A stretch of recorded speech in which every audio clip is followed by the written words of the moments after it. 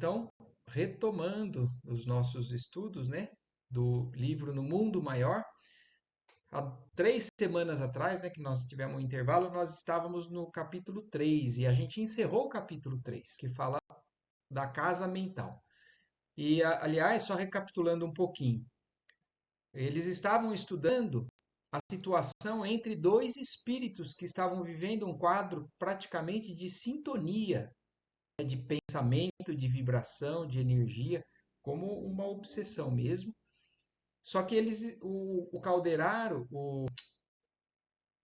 é o Calderaro, ele estava explicando para o André Luiz que o cérebro, a mente, né, é dividida em 3 partes. O subconsciente, que é onde a gente já tem uma série de elementos adquiridos da nossa bagagem, é o porão, né? Os hábitos e o automatismo tá ali.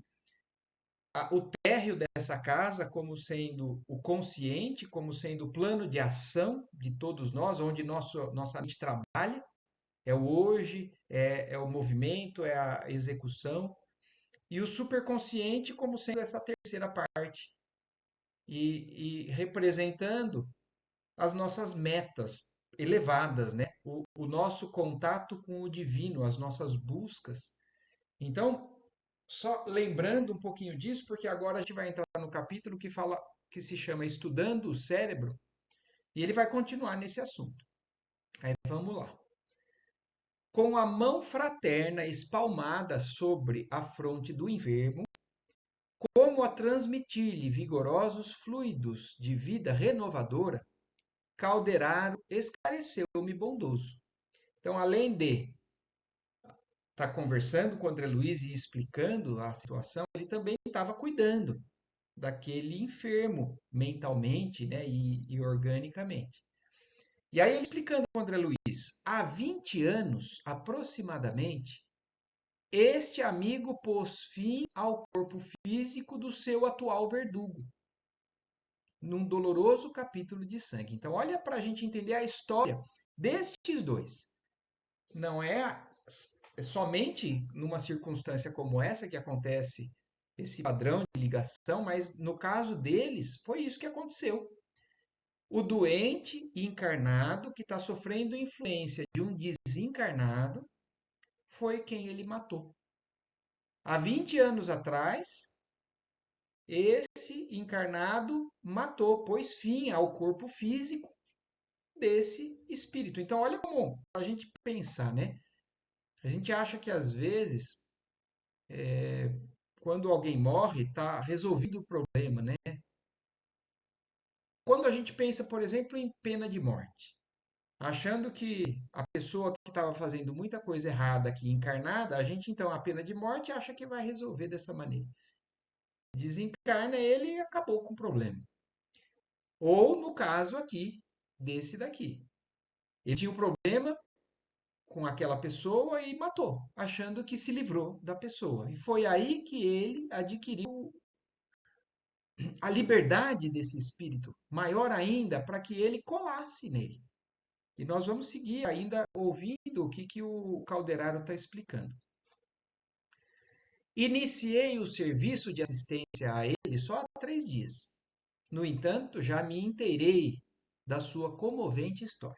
Então, o Calderaro está cuidando dele só há 3 dias, mas ele então buscou informações e já está sabendo do caso. Então, há 20 anos aconteceu o que iniciou essa história. Dirigiu compassivo olhar ao algoz desencarnado e prosseguiu. Trabalhavam juntos, numa grande cidade entregues ao comércio de quinquilharias. O homicida desempenhava funções de empregado da vítima desde a infância e, atingida a maioridade, exigiu do chefe que passara a tutor o pagamento de vários anos de serviço. Então, olha isso. Eles trabalhavam juntos, mas houve uma certa exploração infantil. Porque vocês vão ver aí, quando ele atingiu a maioridade, ele exigiu que fosse pago aquilo que ele tinha de direito. Mas, como aqui segue na descrição, negou-se o patrão, alegando as fadigas que vivera para assisti-lo na infância e na juventude. Então, como ele era praticamente um tutor daquela pessoa, daquela criança, daquele jovem, ele achava que o fato de ter cuidado, de ter, na verdade, suprido as necessidades, ele achava que era uma retribuição, o emprego, o trabalho, o sustento, e o patrão se negou a pagar o que aquele jovem achava que ele devia, que ele tinha de direito. Propiciar-lhe-ia vantajosa posição no campo dos negócios, conceder-lhe-ia interesses substanciais, mas não lhe pagaria vintém relativamente ao passado. Até ali, guardara-o à conta de um filho, que lhe reclamava contínua assistência. Instalou a contenda. Então, opiniões diferentes, né? Um achava que não tinha direito, o outro achando que tinha direito. O fato é que nós, constantemente na nossa vida, nos deparamos com situações assim. A gente se desentende com alguém por divergências de opiniões e aí se instala uma animosidade, uma dificuldade de relacionamento e sentimentos que nascem, né, desse desentendimento que às vezes perduram. E aqui foi o que aconteceu. Palavras rudes trocadas entre vibrações de cólera inflamaram o cérebro do rapaz, que no auge da ira o assassinou dominado por selvagem fúria. Então, uma situação que, se a gente for, na verdade, prestar atenção no nosso mundo, situação que se repete diariamente. Desentendimentos e alguém mata outro alguém. Então aqui aconteceu no mesmo dia. Então ele cobrou, o outro não concordou, o sangue ferveu, a coisa cresceu e aquele jovem, dominado por uma selvagem fúria, matou aquele que era o patrão e o tutor dele. Antes, porém, de fugir do local, o criminoso correu ao cofre, em que se amontoavam fartos pacotes de papel moeda, retirou a importância vultuosa a que se supunha com o direito, deixando intacta a regular fortuna que despistaria a polícia no dia imediato. Então, olha isso, ele só foi lá e pegou o que ele achava que era de direito dele, até para poder despistar a polícia, achar que fazer entender que não tinha sido ele. Efetivamente, na manhã seguinte, ele próprio veio à casa comercial onde a vítima pernoitava, enquanto a pequena família fazia longa estação no campo. E, fingindo preocupação ante as portas cerradas, convidou o guarda a segui-lo, a fim de violarem ambos uma das fechaduras. Em poucos momentos, espalhava-se a notícia do crime. No entanto, a justiça humana, emalhada nas habilidades do delinquente, não conseguiu esclarecer o problema na origem. O assassino foi pródigo nos cuidados de salvaguardar os interesses do morto, mandou selar cofres e livros. Então, olha isso, ele agiu até como se fosse o bonzinho da história, né? Cuidando para que não acontecesse nada de mal, né? Já que a família estava viajando, cuidou dos interesses do morto. E a gente já viu situações como essa nos outros livros, vocês se lembram?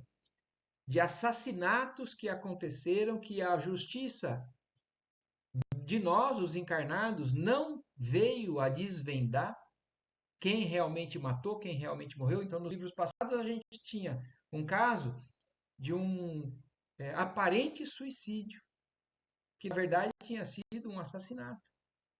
E assim, outro aqui agora. O criminoso se escondeu da justiça aqui nossa, mas da justiça do lado de lá, ninguém escapa. Então, o próprio morto, né, seguiu buscando ele para que se fizesse justiça. Mandou selar os cofres, né, como falou, providenciou arrolamentos laboriosos, requisitou amparo das autoridades legais para minucioso exame da situação. Foi verdadeiro advogado da viúva e dos dois filhinhos do tutor falecido, os quais, mercê de seu devotamento, receberam substanciosa herança. pranteou a ocorrência como se o desencarnado lhe fosse pai. Terminada a questão, com a inanidade do aparelho judiciário diante do enigma, retirou-se discreto para grande centro industrial, onde aplicou os recursos econômicos em atividades lucrativas. Então, depois que abaixou a poeira, que nada, nenhuma suspeita, né, recaiu sobre ele, ele mudou de cidade e aplicou aquele dinheiro que ele tinha pego para ele, somente a porção que ele achava que ele tinha de direito, e fez a vida dele. O mentor estampou diferente brilho no olhar e fez pequena pausa e acrescentou: conseguiu ludibriar os homens, mas não pôde iludir a si mesmo. Então, aqui também tem uma coisa muito interessante para a gente entender como é que funciona a justiça divina. Se a gente se lembrar o que está escrito no Livro dos Espíritos, quando Allan Kardec pergunta para os espíritos onde está escrita a lei de Deus, os espíritos respondem: na consciência. Então, olha aqui, não é nem enganar a Deus, não é nem enganar os espíritos que acompanharam isso. Ele conseguiu enganar os homens, mas ele não conseguiu se iludir a si mesmo. A sua própria consciência, por mais que ele conseguisse ter feito tudo direitinho, mais cedo ou mais tarde cobra. Nos cobra. Tudo que a gente vier a fazer. A entidade desencarnada, concentrando a mente na ideia de vingança, passou perseverante a segui-lo.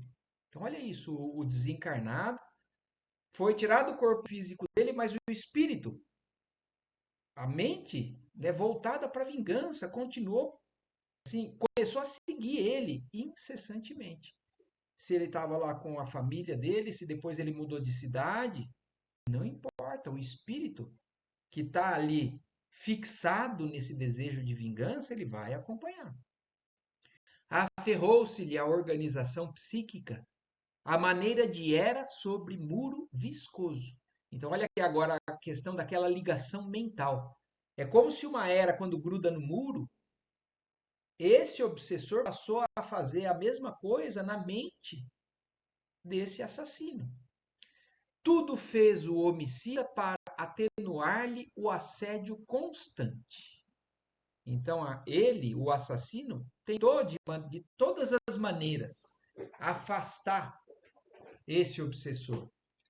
Desdobrou-se nos empreendimentos materiais, ansiando o esquecimento de si mesmo e pondo em prática iniciativas que lhe fizeram afluir ao cofre enormes quantias, valorizando-lhe os títulos bancários. Então ele se entregou cada vez mais ao trabalho, ao labor, à conquista. E olha que interessante, né? Ele não deixou a família desamparada de quem ele assassinou. Mas mesmo assim, aquilo fica. Aquilo fica marcado. O espírito, aquela pessoa cometeu um crime. E o crime não se apaga da consciência dessa pessoa.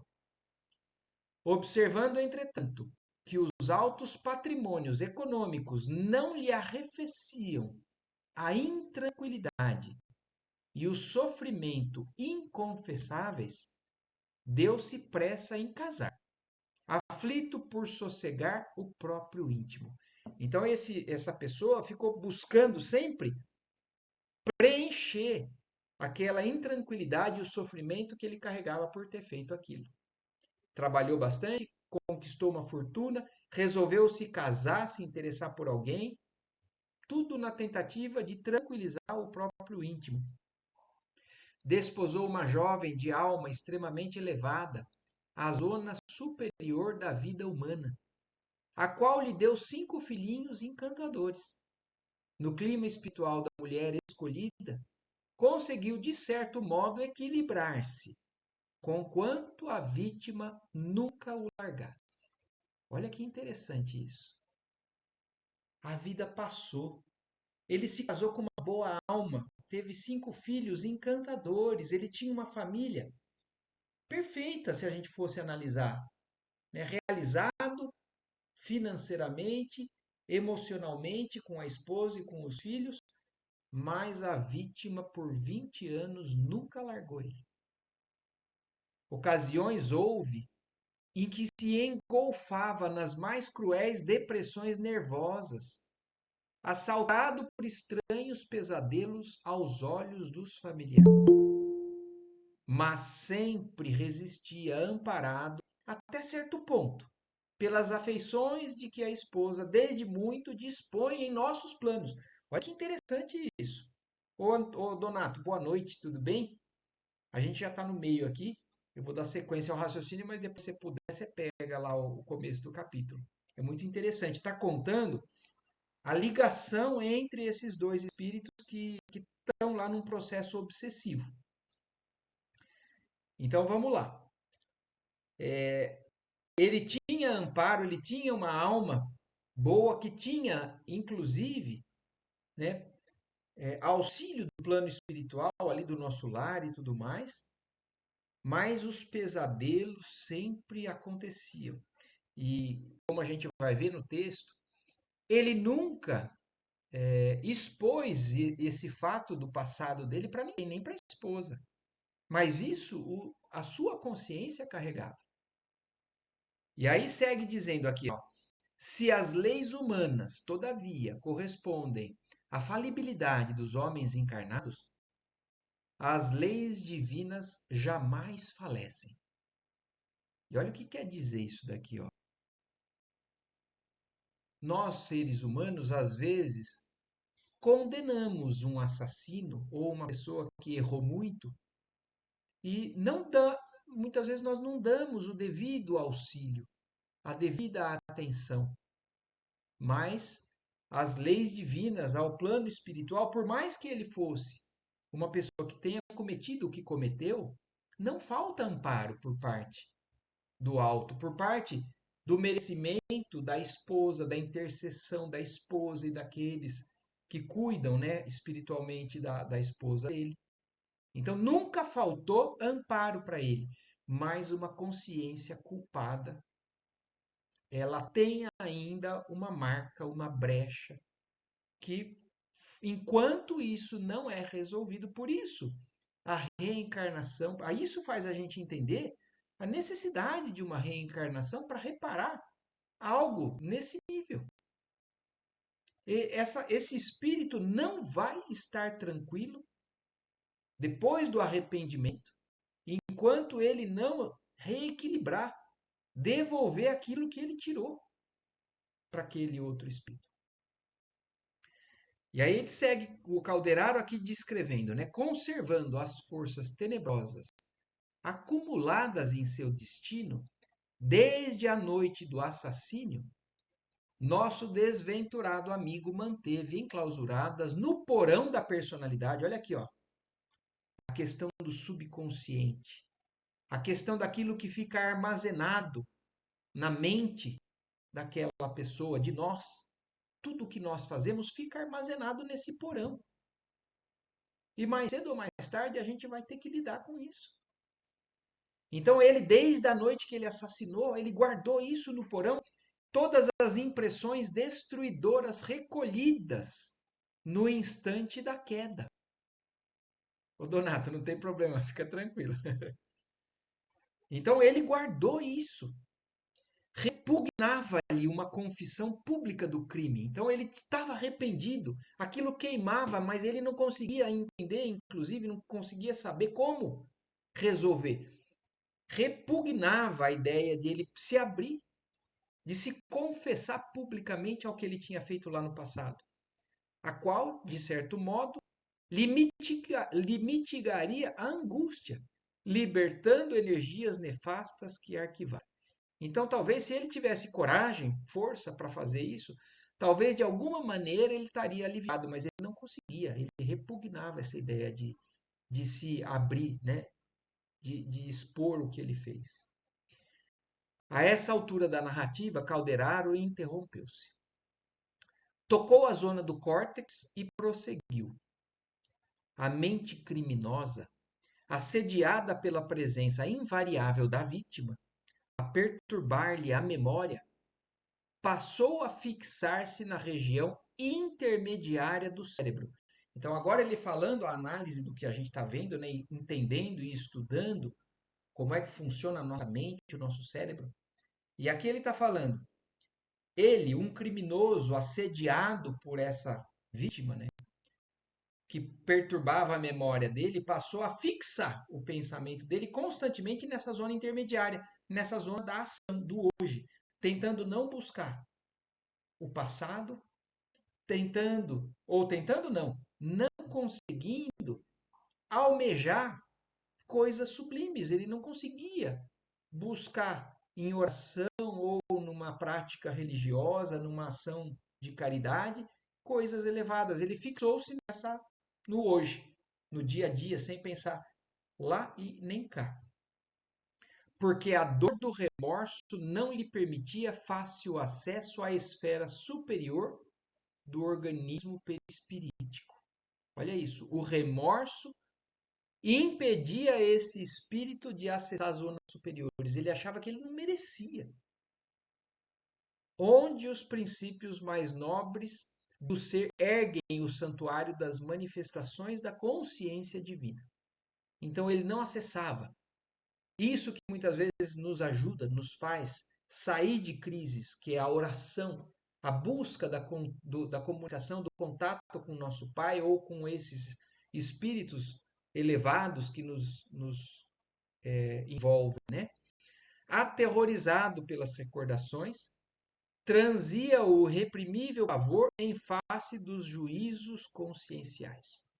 Por outra parte, cada vez mais interessado em assegurar a felicidade da família, seu único oásis no deserto escaldante das escabrosas reminiscências, o infeliz então respeitado por força da posição social que o dinheiro lhe conferia, empenhou-se em atividade febril e ininterrupta. Então ele foi aquela pessoa que tentou encobrir tudo isso trabalhando, se dedicando à família. E olha que se a gente for analisar, o que tem de errado nisso? Na verdade, esse é um caminho, né? Trabalhar dignamente, esquecendo como ele conquistou esse primeiro dinheiro, mas ele trabalhava, ele queria cuidar da família. Mas essa culpa do passado paralisou a sua mente, o seu espírito. Então, vivendo mentalmente na região intermediária do cérebro, em caráter quase exclusivo, só sentia alguma calma agindo e trabalhando, de qualquer maneira, mesmo desordenadamente. Intentava a fuga através de todos os meios ao seu alcance. Deitava-se extenuado pela fadiga do corpo, levantando-se no dia seguinte abatido e cansado de inutilmente duelar com o perseguidor invisível nas horas de sono. Então imagina, se a gente entende que o nosso espírito tem uma certa liberdade na hora do sono, imaginem o que ele vivia toda noite. Esse espírito obsessor dele, a hora que ele se desprendia do corpo, ele se colava cada vez mais e por isso ele só tinha pesadelos e pesadelos e pesadelos. Em consequência, provocou o desequilíbrio da organização perispiritual, o que se refletiu na zona motora, implantando o caos orgânico. Então, o espírito, a mente desequilibrada, desorganizada ou doente, refletiu mais cedo ou mais tarde na doença do corpo. Então, como também o desequilíbrio perispítico, né, ocasionando a doença do corpo. Fez característico movimento com o indicador e acentuou. Repara os centros corticais. Então, o Calderaro acabou de explicar o que aconteceu lá atrás e agora está chamando a atenção para o André Luiz e para nós, né? Prestar atenção nos centros corticais do cérebro dele. Contemplei admirado aquele maravilhoso mundo microscópico. As células piramidais, distinguindo-se pelo tamanho, diziam da importância das funções que lhe impediam no laboratório das energias nervosas.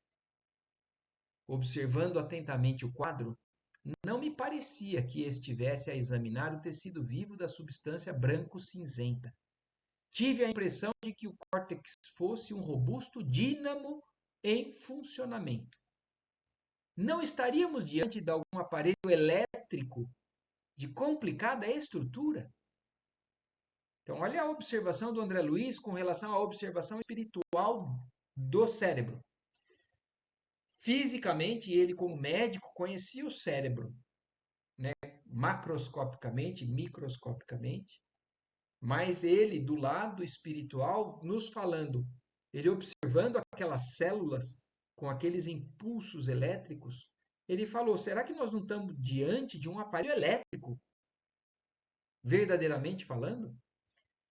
Malgrado essas impressões, reparei que a matéria cerebral ameaçava amolecimento. Continuava perplexo, sem saber como formular os comentários cabíveis, quando o assistente me veio em socorro esclarecendo. Estamos diante do órgão perispiritual do ser humano, adeso à duplicata física. Então, o que o André Luiz está descrevendo e que o Calderaro está explicando é o cérebro, é a cópia, a réplica do cérebro material, que é o que nós temos no perispírito. É uma duplicata física do que nós temos, então, no perispírito. Da mesma forma que certa parte do corpo carnal tem estreito contato com o indumento. Todo o campo nervoso da criatura constitui a representação das potências perispiríticas, vagarosamente conquistadas pelo ser através de milênios e milênios. Então, para a gente entender que vai muito além do que o que a gente observa na matéria da evolução do nosso corpo, do nosso organismo, da evolução dos animais, das espécies vivas. Porque isso, a teoria da evolução, né, o Charles Darwin mostrou, entendeu, né, descreveu. Isso é não somente da parte material, isso acontece porque o perispírito também adquire essa evolução e materializa nas próximas gerações. Só que isso vem acontecendo através dos milênios. A evolução da nossa espécie que acompanha, porque a gente não pode esquecer que o espírito é algo imaterial.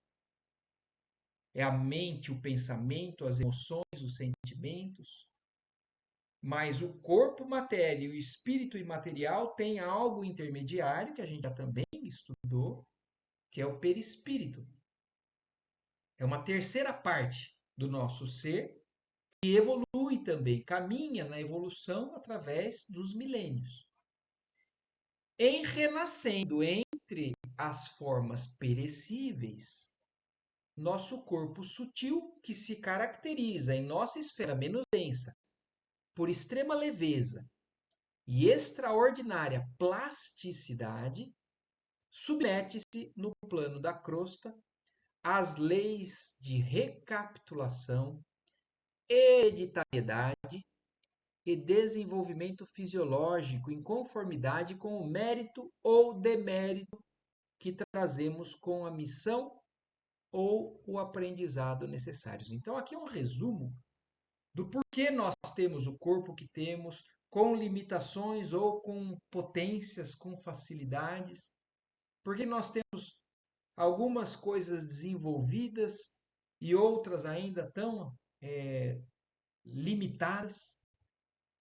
O nosso perispírito carrega isso.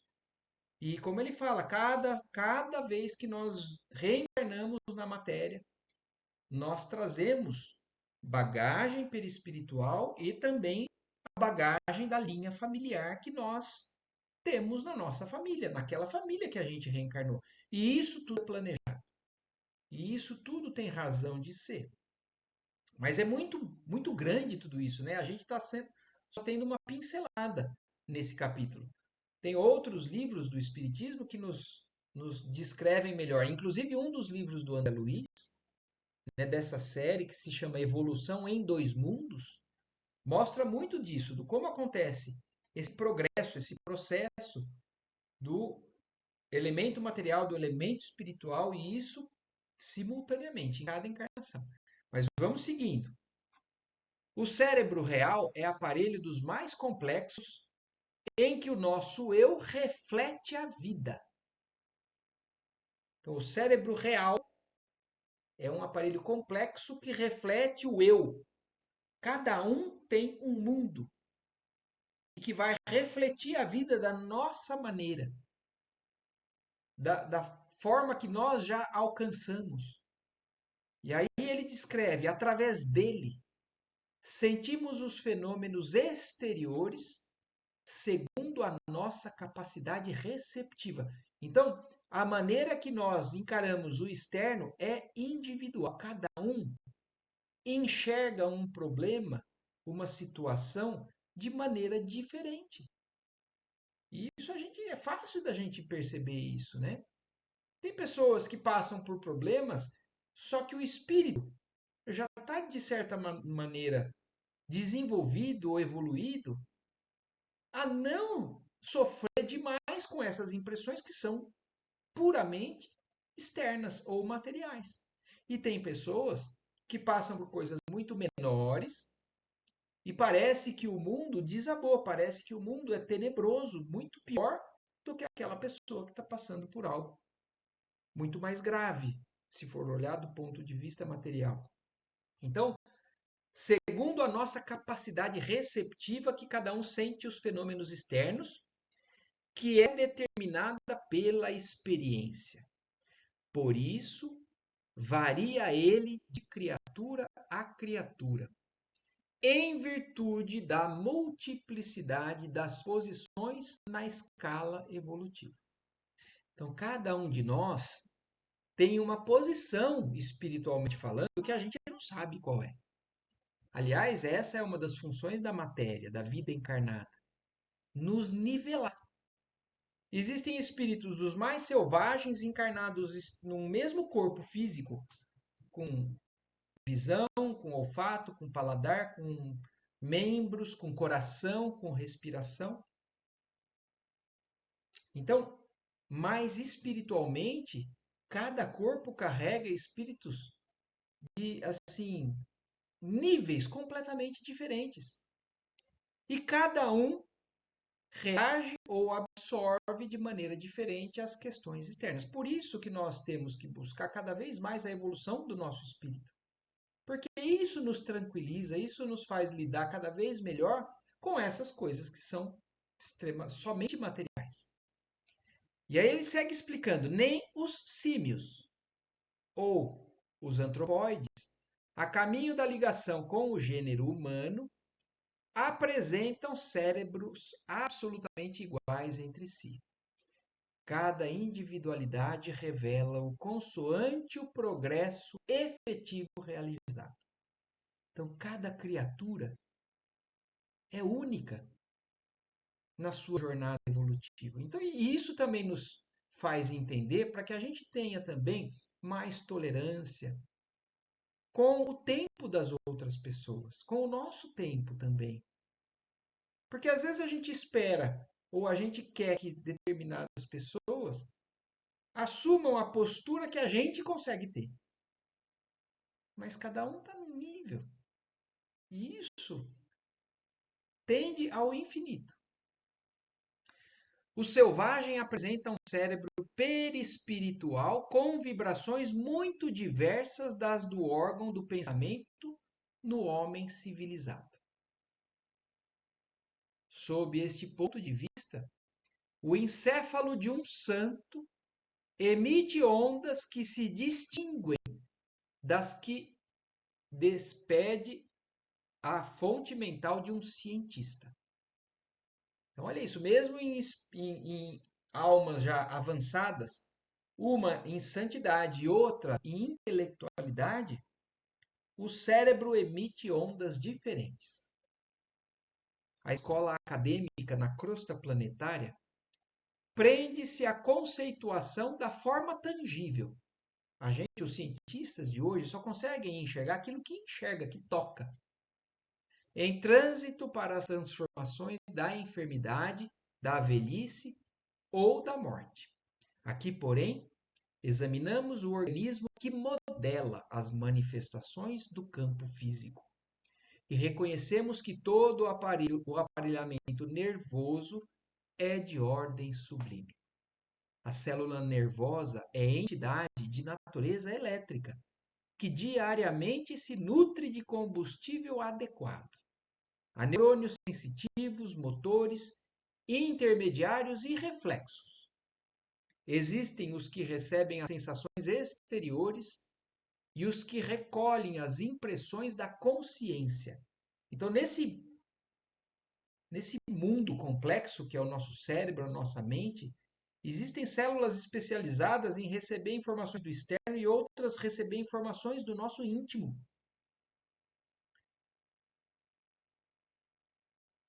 Exteriores da consciência. Em todo o cosmos celular agitam-se interruptores e condutores, elementos de emissão e de recepção.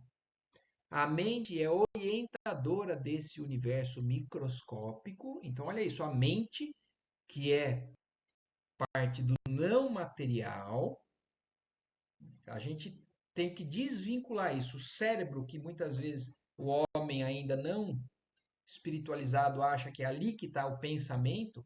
Não, a mente é quem organiza esse universo de bilhões de corpúsculos celulares materiais. Então, a mente é a orientadora desse universo microscópico em que bilhões de corpúsculos e energias multiformes se consagram a seu serviço. Então, é a nossa mente quem coordena, quem comanda o nosso cérebro. E graças a Deus isso é verdade, porque se não fosse assim, quando o nosso corpo morre, as células nervosas do nosso cérebro se decompõem. Se tivesse ali a nossa intimidade, o nosso pensamento, a nossa sabedoria, estaria indo também ao pó. Mas não, isso é o que segue depois da morte do corpo físico. Dela emanam as correntes da vontade, da nossa mente emanam as correntes da vontade. Olha lá, Lela, ou quem está assistindo, acompanhando o estudo do pensamento e vida. A vontade como coordenadora de tudo, determinando a vasta rede de estímulos, reagindo ante as exigências da paisagem externa ou atendendo às sugestões das zonas interiores. A nossa vontade é quem determina o que eu quero da minha vida. Eu vou fazer com que o meu corpo se dedique à satisfação das coisas exteriores ou de necessidades interiores, que são às vezes necessidades íntimas, que também não são boas. Mas a nossa vontade é quem gerencia isso. Colocada entre o objetivo e o subjetivo, é obrigado pela lei, pela divina lei, a aprender, verificar, escolher, repelir, aceitar, recolher, guardar, enriquecer-se, iluminar-se e progredir sempre. A gente acha que mesmo sem consciência, que ou pelo menos assim, quando a gente não tem consciência, então a gente não está evoluindo. Mas Deus é sábio em todos os pontos. Então, na nossa vida, mesmo sem consciência, a gente está sendo colocado constantemente a aprender, a reagir. A gente vê algo, recebe algo externo e a gente escolhe. A gente faz escolhas. E as nossas escolhas trazem consequências boas ou ruins para a gente. E essas consequências, quando a gente não tem consciência, são o que nos fazem aprender. Então, quando a gente não tem consciência, a gente caminha, avança devagar. A partir do momento que a gente passa a ter consciência e então dominar tudo isso, a gente consegue botar o pé no acelerador. Do plano objetivo, recebe-lhe os atritos e as influências da luta direta. da esfera subjetiva, absorve-lhe a inspiração mais ou menos intensa das inteligências desencarnadas ou encarnadas que lhe são afins. Então, olha isso, nós constantemente, isso aí a lei também no pensamento e vida, a gente vê a questão da sugestão. O que que as pessoas que nós convivemos nos sugestionam? A coisas boas ou ruins, são pessoas que nós temos afinidade. São espíritos que nós temos afinidade pelo que nós fazemos do nosso pensamento. E então nós, dependendo da faixa vibratória que nós nos colocamos, nós recebemos sugestões e direcionamos a nossa vida para aquilo, para baixo ou para cima. E também nós temos responsabilidades, porque nós também sugestionamos a vida de outras pessoas. Então, tudo isso é um constante aprendizado, consciente ou inconsciente, que todos nós, os seres encarnados e desencarnados, estamos passando. Então, aqui, ó, aí voltando à questão da influência, né, que nós recebemos dos elementos externos ou dos elementos internos através do pensamento, das conversas, que lhes são afins, e os resultados das criações mentais que lhes são peculiares. Ainda que permaneça aparentemente estacionária, a mente prossegue seu caminho, sem recuos. Isso é importante da gente entender, porque os espíritos também respondem para Allan Kardec. A nossa jornada de evolução espiritual não retrograda. A gente pode adquirir mais dívidas, a gente pode errar, continuar errando, repetindo erro, adquirindo uma série de coisas que nós vamos ter que quitar. Mas nós estamos mentalmente sempre avançando, porque tudo isso, mesmo os erros, são elementos que nos fazem crescer. Nós podemos ser teimosos e fazer com que isso demore mais para despertar dentro do nosso espírito e a gente resolver tomar um caminho diferente. Mas é tudo elemento que nós vamos adquirindo, bagagem que nós vamos ter que lidar, e isso é recurso pedagógico.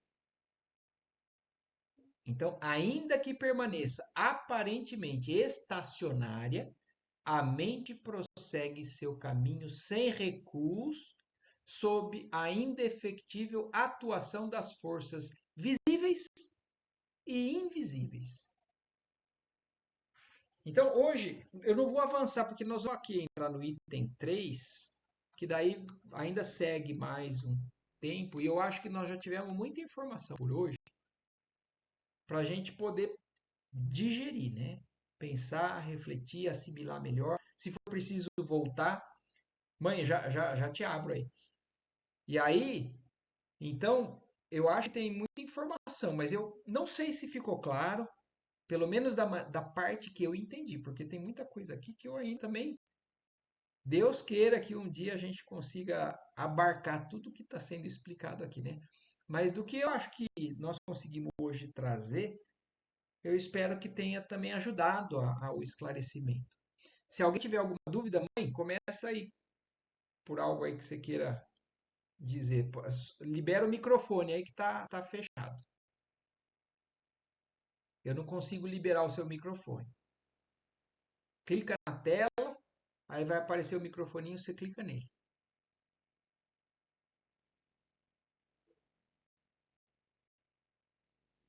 Aí. Abri. Não, é um comentáriozinho pequeno da vida normal. O que a gente tem que pensar? Quantas vezes na nossa vida faz assim? Ah, eu não vou em tal lugar, não.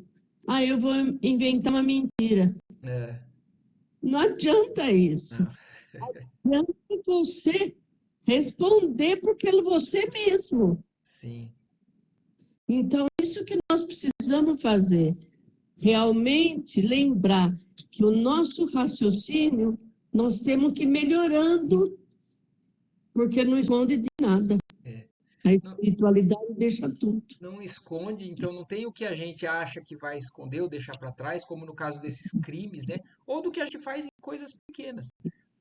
E eu penso, mãe, assim, ó, a gente não pode deixar de aproveitar as oportunidades de aprender todo dia, Todo dia. com cada situação, porque por mais que pareça difícil ou por mais que pareça desagradável, isso tudo é elemento de construção do nosso espírito. É isso aí. Nós temos que pensar, Sim, mudar o interior da gente. sim. É isso aí, pai. Responder. Alguém, ou mais alguém quer falar alguma coisa? Então é isso. Então por hoje eu acho que tá bom, né? Na semana que vem, no domingo que vem, então a gente vai entrar no item 3 e dar sequência no capítulo Estudando o Cérebro, certo? Capítulo 4 aqui do Mundo Maior. Então Tranquilo, uma boa noite ótimo. para todos, uma ótima semana. Até a semana que Tchau, vem. boa Boa semana. noite, ótima Boa semana. noite. Tchau, tchau. Obrigada. Tchau, tchau.